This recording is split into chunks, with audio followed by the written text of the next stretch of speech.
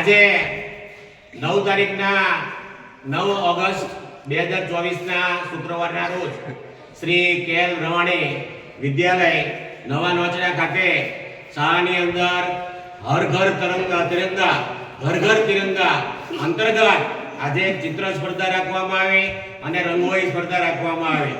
રંગોળી સ્પર્ધાની અંદર હવે ઘણી બધી બહેનોએ અને ભાઈઓએ આ સ્પર્ધાની અંદર એ ભાગ લીધો અને આના અંતર્ગત એ પહેલો બીજો અને ત્રીજો નંબર લાવનાર વિદ્યાર્થીઓને ઇનામ આપીને પુરસ્કૃત કરવામાં આવ્યા।